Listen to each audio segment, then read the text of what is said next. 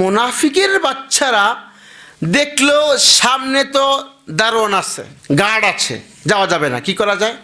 তারা পিছনের দিক দিয়া দেওয়াল টপকে হযরত ওসমানের ঘরে ঢুকছে। দেওয়াল টপকে পিছনের দিক দিয়া হযরত মুহাম্মদ ইবনে আবু বকর সহ 4 জন। কিতাবে এমন আসছে যে ওই দিন হযরত ওসমান রোজা ছিল।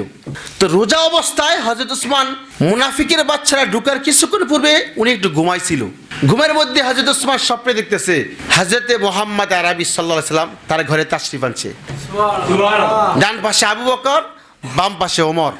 নবীজি বলতেছে, ওসমান, আরে মিয়া তুমি না রোজা রাখছো? জি নবীজি, আমি তো রোজা রাখছি।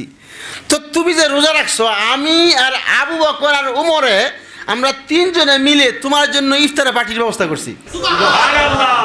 খাবার হলো জান্নাতি খাবার, তুমি আসলেই আমরা খাবার খাবো, দ্রুত আসো। হযরত ওসমানের ঘুম ভাঙছে।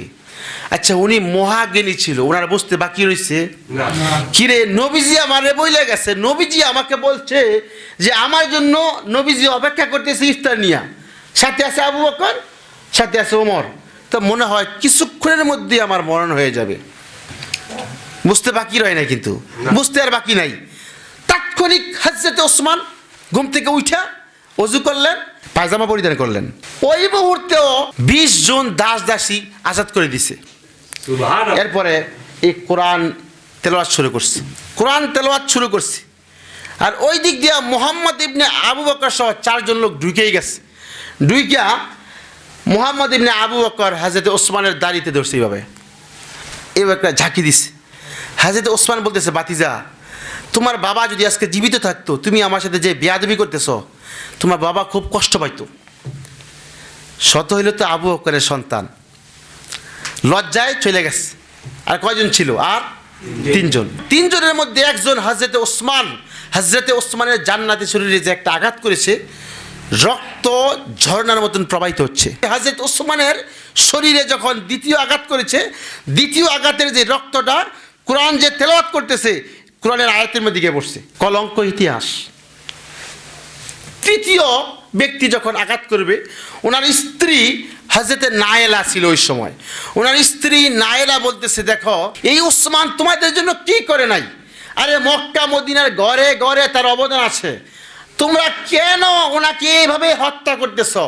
ফিরাতে গিয়া ওনার এই তিনটা আঙ্গুল একেবারে কেটে কোরআনের মধ্যে পড়ে গেছে। কলঙ্ক ইতিহাস। এরপরে হযরত ওসমান রাদিয়াল্লাহু তাআলা আনহু এই রোজা অবস্থায় শাহাদাত বরণ করছে। কিতাবে আসছে হযরতে ওসমান কিয়ামতের ময়দানে উঠবে, আর এই কোরআন সাক্ষী দিবে। আর রোজা রাখছিল যে, এই রোজাও সাক্ষী দিবে ওসমানের পক্ষে। কি বলছিলাম? যার মরণ যে হালতে, তার হাসরটা। হযরতে ওসমান এমন সাহাবী ছিল, রাসূল পাক সাল্লাল্লাহু আলাইহি সাল্লামের 2 মেয়েকে ওনার কাছে বিবাহ দিছিল। একজন মারা গেছে, পরে আরেকজনকে বিবাহ দিছে, পরে উনিও মারা গেছে। রাসূল সাল্লাল্লাহু আলাইহি সাল্লাম বলছে, ওসমানের চরিত্র এত ভালো, যদি আমার আরেকটা মেয়ে থাকতো, তাহলে আমার পয়গাম্বর আরবির আরেকটা মেয়েকে ওসমানের কাছে দিতাম। মক্কা মদিনার এমন কোন ঘর নাই যেই ঘরে ওসমানের অবদান নাই। যেই সময় পানি ক্রয় করে খাওয়ার মতন সম্ভব ছিল না, টাকা পয়সা ছিল না, মুসলমানরা গরিব ছিল প্রাথমিক অবস্থায়। যেই সময় মুসলমানদের পানি ক্রয় করে পান করার মতন কি ছিল না, টাকা পয়সা ছিল না, ওই সময় হাজার হাজার লক্ষ লক্ষ টাকা দিয়া হযরত ওসমান পানির ব্যবস্থা করে দিয়েছিল। এই পৃথিবীতে ইসলাম ধর্মের সবচেয়ে বেশি ক্ষতি করেছে মুনাফিকরা। কারা? মুনাফিকরা। এই পৃথিবীতে আপনি ইহুদি বলেন, খ্রিস্টান বলেন, হিন্দু বলেন, বৌদ্ধ বলেন, সবচেয়ে বেশি ক্ষতি করেছে মুনাফিকের বাচ্চারা। এই মুনাফিকের বাচ্চারা এই ওসমান রাদিয়াল্লাহু তাআলা আনহুকে হত্যা করেছে। হযরত আলী মহাজ্ঞানী ছিল, উনি টের পেয়েছে যে হযরত ওসমানকে মনে হয় হত্যা করতে পারে। হযরত আলী টের পেয়ে হাসান আর হুসাইনকে বলতেছে, বাবা, হযরত ওসমান রাদিয়াল্লাহু তাআলা আনহু ওনার অবদান ভুলার মতো নয়। ইসলামের জন্য নিজের সারা জীবনের ইনকাম বিলিয়ে দিয়েছে, ও হয়তোবা মুনাফিকের বাচ্চারা ওনাকে হত্যা করবে। হাসান আর হুসাইনকে হযরত আলী বলতেছে, তোমরা হযরত ওসমানকে পাহারা দাও। হযরত ওসমানের যে দরজা, সামনের যে দরজা, এই দরজার মধ্যে গিয়ে দাঁড়িয়ে থাকবা।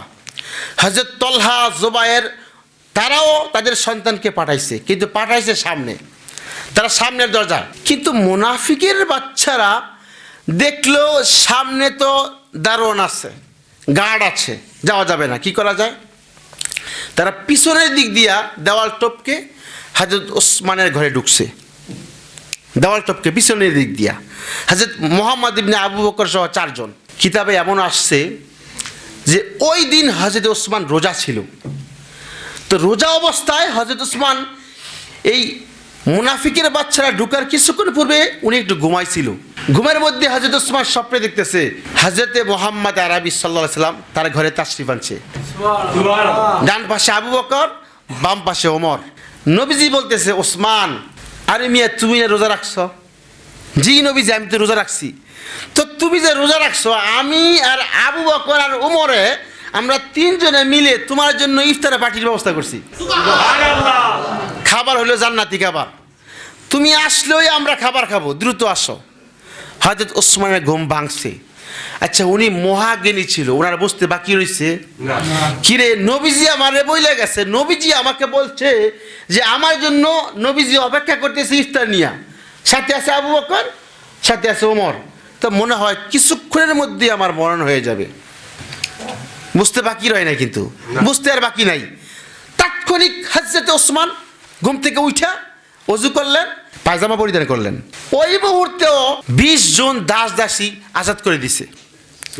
এরপরে এই কোরআন তেলাওয়াত শুরু করছে, কোরআন তেলাওয়াত শুরু করছে। আর ওই দিক দিয়া মুহাম্মদ ইবনে আবু বকর সহ 4 জন লোক ঢুকেই গেছে। ঢুকিয়া মুহাম্মদ ইবনে আবু বকর হযরত ওসমানের দাড়িতে ধরছে, এইভাবে একটা ঝাঁকি দিছে। হযরত ওসমান বলতেছে, বাতিজা, তোমার বাবা যদি আজকে জীবিত থাকতো, তুমি আমার সাথে যে বেয়াদবি করতেছো, তোমার বাবা খুব কষ্ট পাইতো। শত হইল তো আবু বকরের সন্তান, লজ্জায় চলে গেছে। আর কয়জন ছিল? আর 3 জন। 3 জনের মধ্যে একজন হযরতে ওসমান। হযরতে ওসমানের জান্নাতি শরীরে যে একটা আঘাত করেছে, রক্ত ঝর্ণার মতন প্রবাহিত হচ্ছে। হযরত ওসমানের শরীরে যখন দ্বিতীয় আঘাত করেছে, দ্বিতীয় আঘাতের যে রক্তটা কোরআন যে তেলাওয়াত করতেছে, কোরআনের আয়াতের মধ্যে গিয়ে পড়ছে। কলঙ্ক ইতিহাস। তৃতীয় ব্যক্তি যখন আঘাত করবে, ওনার স্ত্রী হযরতে নায়েলা ছিল ওই সময়। ওনার স্ত্রী নায়েলা বলতেছে, দেখো এই ওসমান তোমাদের জন্য কি করে নাই? আরে মক্কা মদিনার ঘরে ঘরে তার অবদান আছে, তোমরা কেন ওনাকে এইভাবে হত্যা করতেছ? ফিরাতে গিয়া ওনার এই তিনটা আঙ্গুল একেবারে কেটে কোরআনের মধ্যে পড়ে গেছে। কলঙ্ক ইতিহাস।